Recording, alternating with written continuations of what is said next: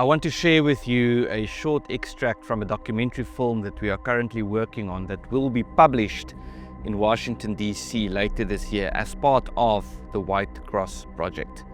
The White Cross Project, of course, is the initiative through which we intend on planting 3,000 white crosses on the National Mall in Washington, D.C., which will be combined with a conference where we will talk about the crisis in South Africa, or the crises in South Africa, and to channel that awareness about the crisis towards support for long-term solutions.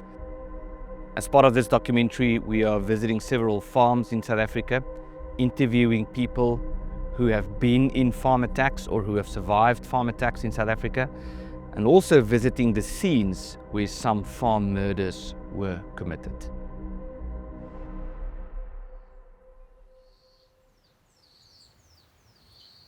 Ja, dit was 'n Sondagmiddag wat Trudy haar ma en pa gebel het.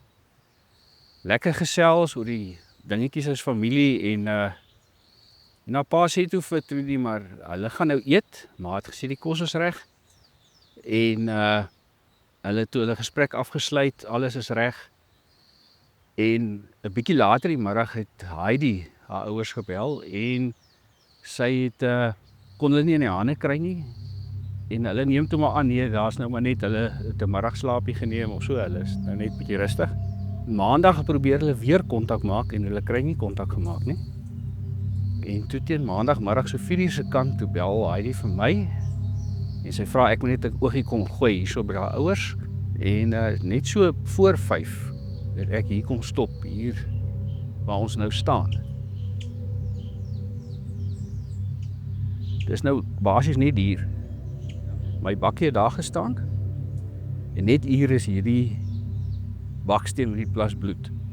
As jy nou daai akkertjie kyk, dan sien jy daar's nou bakstene so gepak om die akkertjie. En dieselfde is hierso, as jy hier kyk, sien jy hier is nog bakstene. En dis letterlik, hulle het van die bakstene een uitgehaal en hier voor hom dan oor die kop geslag.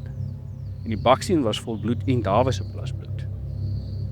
Maar toe loop hierdie bloedstreep gat hier af en tot hier waar hierdie voertuig staan omtrent was daar 'n hele kol bloed gewees. Nou toe het ek nou nie meer ge-worry oor alarms nie. Ek is direk in by die agterdeur gesien, hier's nog bloed en toe ek die deur aan die deur vat, toe kom ek agter my die deur is net toegetrek, hy's nie gesluit nie. Ja, en toe ons in die huis in is, toe is dit natuurlik die hele wêreld is bloed. Jy kon sien hier was 'n geweldige geveg aangewees en toe het ek dadelik begin soek na, want hier moet nou slagoffers wees. En onmiddellik om Dan aan die breggie, Elsbie, ek weet, roep en daar's net niemand. In daardie oomblik toe bel Heidi. En sy sê, ek sê vir Heidi, ek is vir jou jammer. Jou maale is nie hier nie, maar hier's groot fout. Hulle moes erg seer gekry het. Ons sal nou moet begin soek en aktiveer. Ongeveer daar waar hy houthoop nou lê, daai takke, was daar 'n plek waar jy kon sien dat hulle moes vir 'n rukkie daar gewees het. Die gras en die goed was plat gedruk. En as jy van daar af kon jy nou pragtig mooi kyk op die kamervenster, die voordeur, en jy kon nou van daar af ook sien wat by die agterdeur aangaan. Ek het onmiddellik die polisie gebel, tussentyd forensiese ouens opgedaag, met hulle werk begin, en hierso by 9:00 se kant die aand is ek toe huis toe, en ek het net ietsie geëet, toe lui die telefoon, weer die speurhoof, hy sê vir my, hulle het die Mazda opgespoor, die Mazda C5 opgespoor, hulle het mense gekry in die voertuig, hulle het mense gearresteer in die voertuig, en hulle gaan, die mense, een van die manne het gesê, hy sal gaan wys waar die mense is. Op daai stadium het hy gesê, maandag aand, het hy gesê dat die dogter kan dalk nog lewe.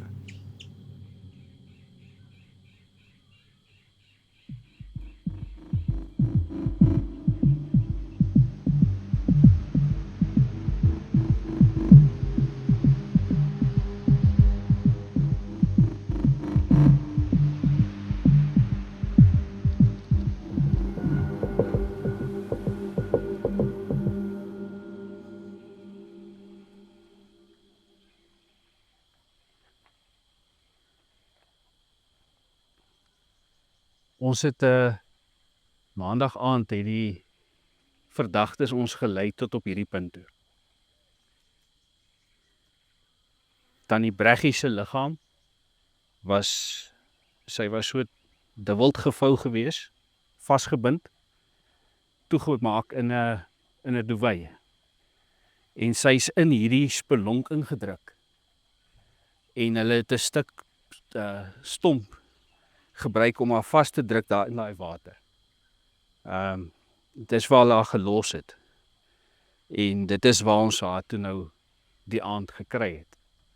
En dit het my net getref, wat moes deur haar gedagtes gegaan het, hierdie laaste gedeelte tot hiertoe, as sy nog geleef het, die absolute hulpeloosheid, want wie gaan jou nou hier help? Hier, waar ons ver van die huis en ver van enige bekende is. Deel van die ingewikkeldheid van die brandmoord is ook, dat die hoeveelheid tonele wat jy het, dis die toneel by die huis, die toneel in die Quarry waar hulle een voertuig flenters gery het, hierdie toneel wat aan die Breggie gekry is, dan is daar nog die twee tonele in die veld waar Dan en Elsabie gekry is. So dit wys jy net hoe kompleks dit is vir die owerhede om die goed te ondersoek. Dis groot kostes. En ek hou by my punt. Dis onnodig. Dis abnormaal. En ek dink dit kan baie makliker in die kiem gesmoor word as daar 'n politieke wil is.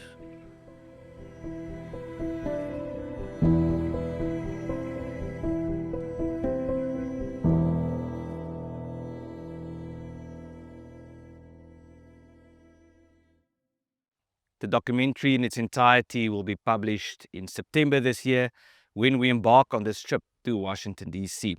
But we need your help to make this happen. You can support this initiative by visiting the link below to sign the petition and also to sponsor a cross to help us fund this, or if you can afford it, to sponsor more than one.